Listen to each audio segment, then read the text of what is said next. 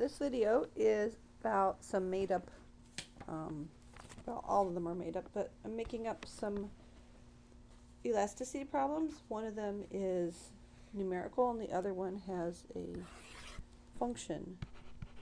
Numerical and 2 is a function. And I'll tell you what goes into making these up. So first of all, question number 1 I'm going to make up. I'm going to just say I'm going to make some sort of story problem or skip that. And the price of some object is $50. Let's say at that price a certain amount sells. So you just make up a number, nice rounded numbers. Alright? And then let's just suppose we change the price, we make it go up. If we make the price go up, we expect the number of sales to go down, so we make it go down by some amount. And then we ask the question, find elasticity for this situation. I'm going to give you a little disclaimer first before we go on. Note, I'm going to erase this, so you better think about this. If you go from just x, x1 is 3, and x becomes, the next value x has is 4. That is a 33.33% increase.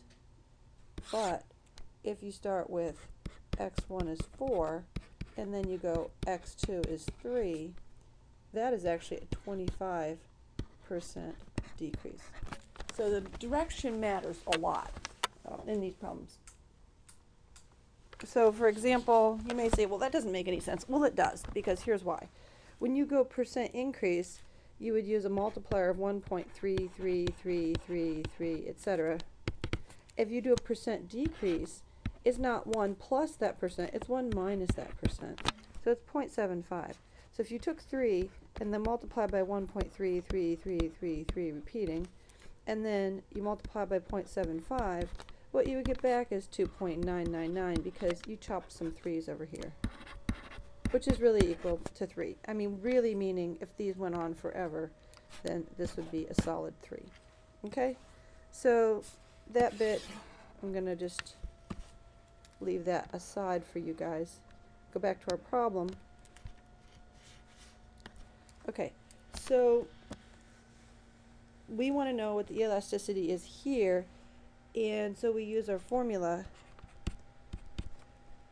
Okay, so this is what it looks like if we had the standard formula,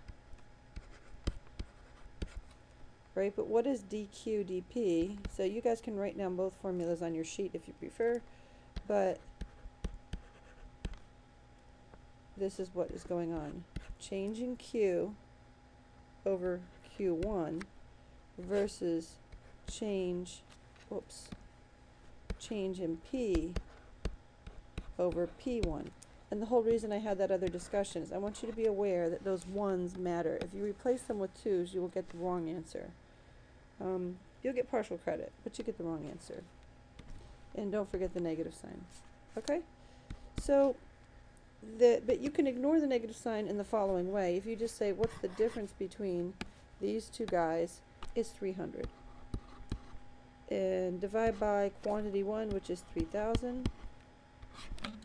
And P2 minus P1 is 10. And P1 is 50.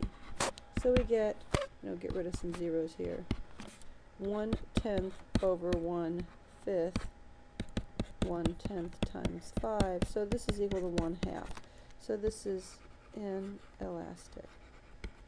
Okay, I'm going to cut the video, make 2 videos, I think. I'll do the other problem on the other video.